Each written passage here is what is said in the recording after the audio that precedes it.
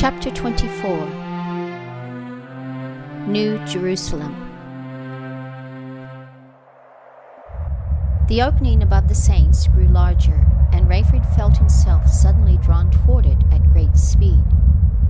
As millions of saints from around the world streamed toward the center of the glass ceiling, those, like Rayford and Chaim, who had arrived first, were drawn through the big opening in the ceiling.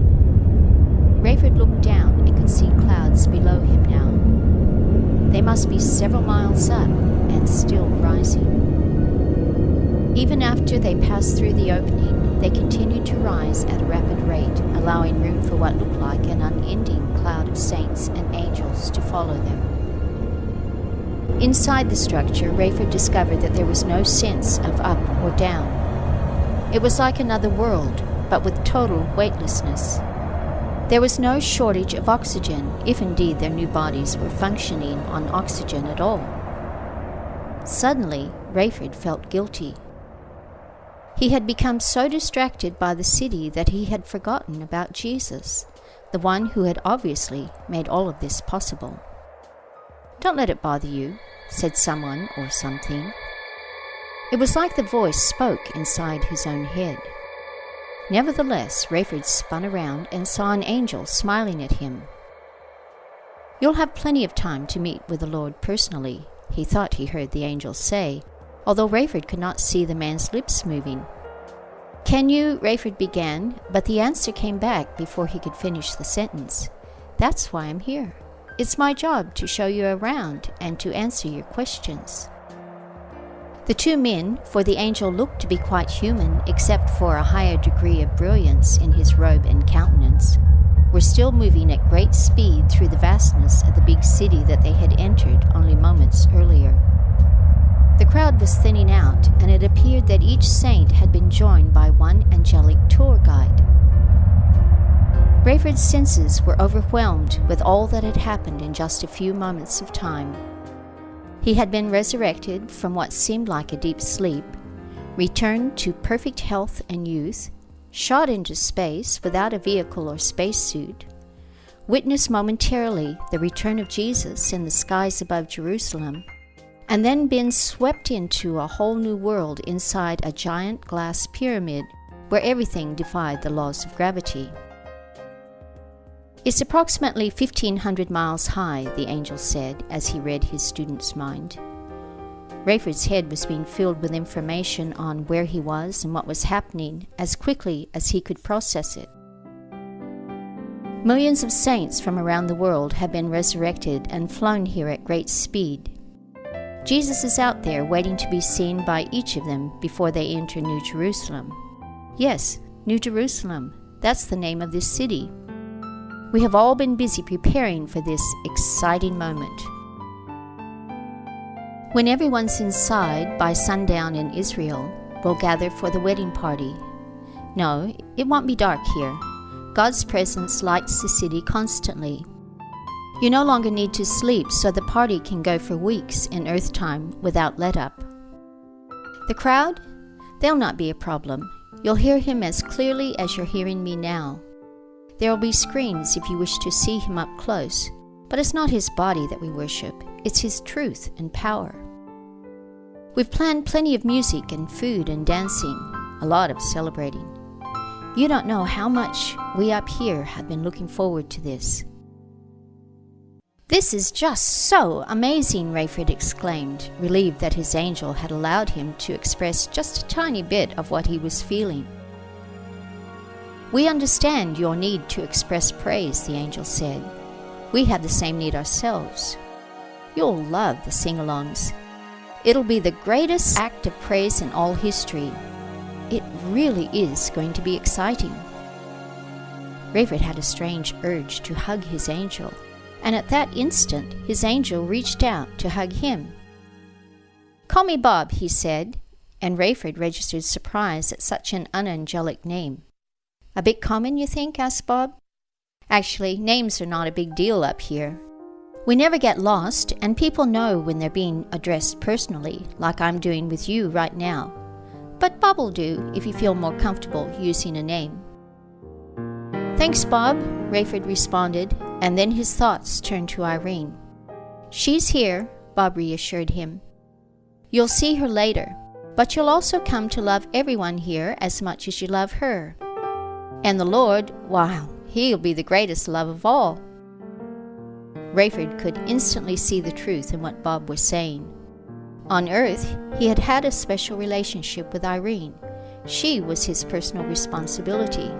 But here, everyone existed to love and please God.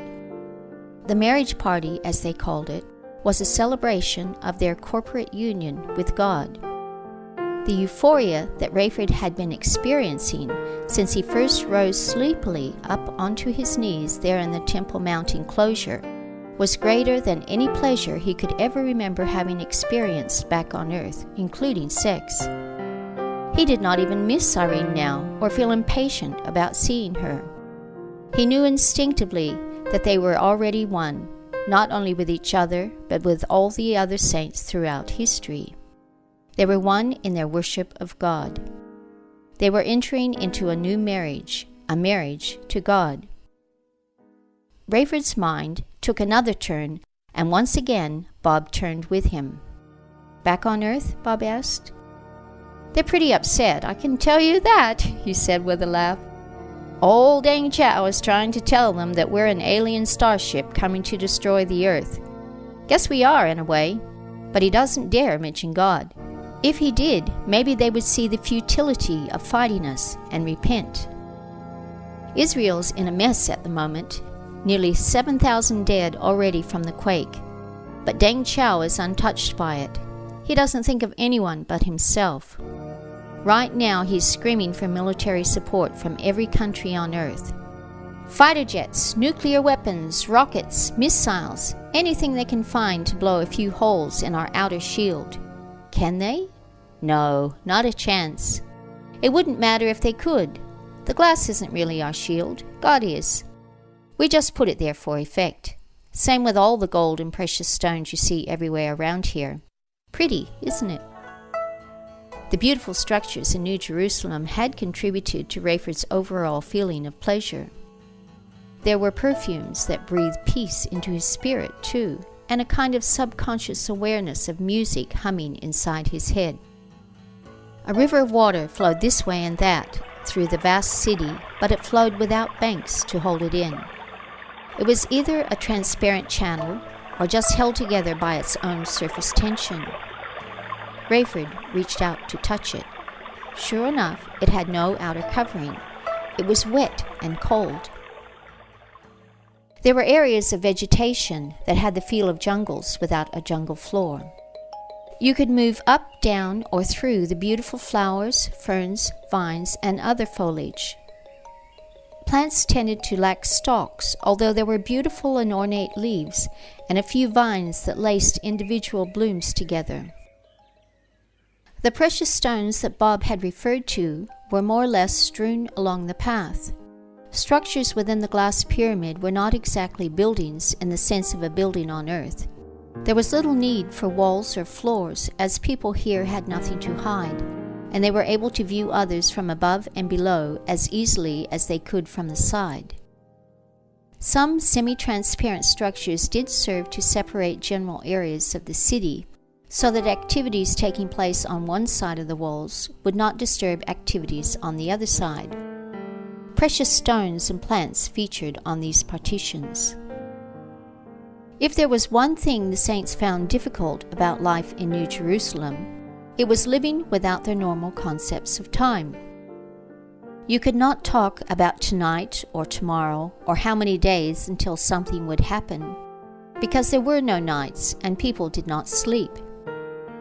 They would, however, take time to recline amongst the many gardens and just soak in the peace and beauty of their new environment from time to time.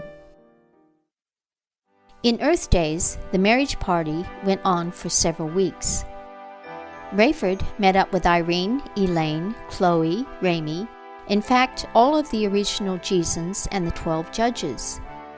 They compared notes on what had happened while they were apart, what their reactions had been when the Great Resurrection began, and what they had so far learned of life in New Jerusalem.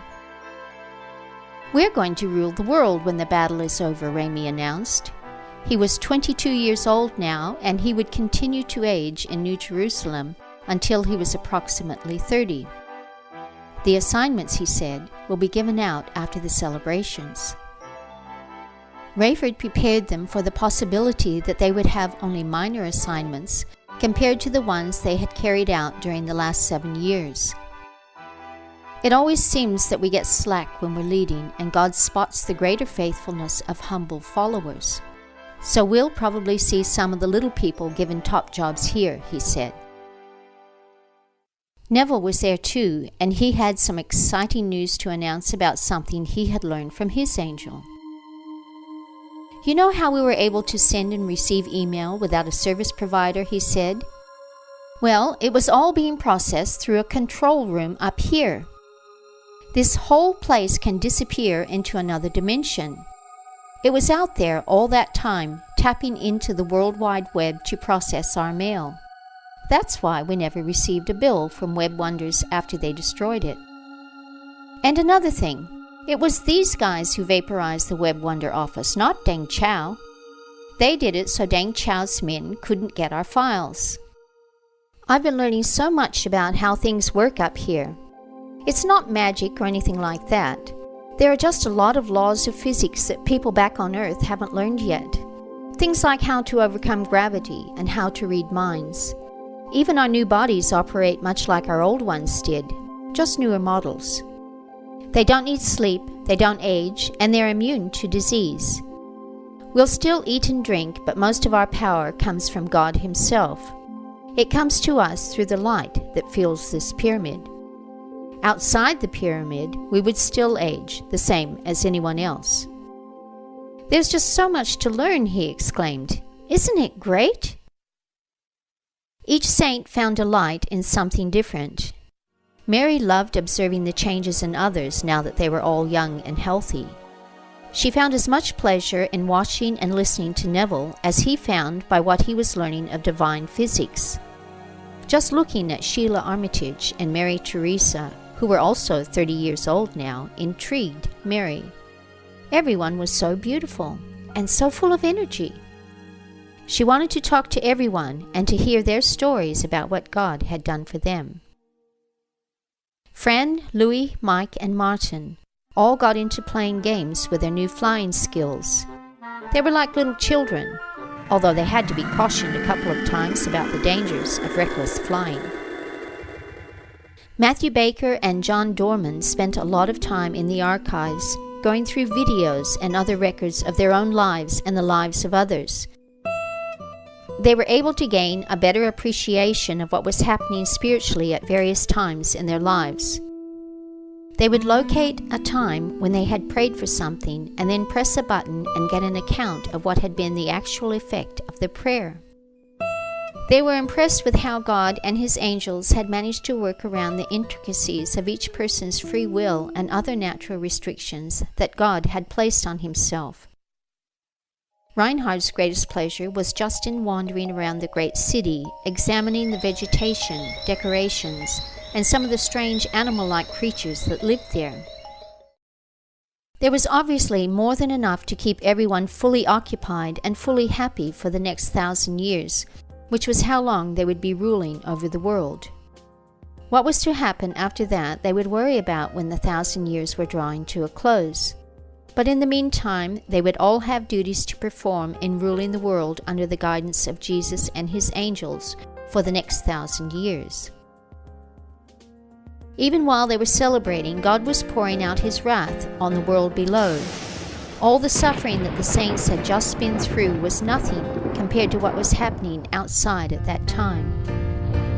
The armies of the world were gathering their forces together for one final assault on New Jerusalem.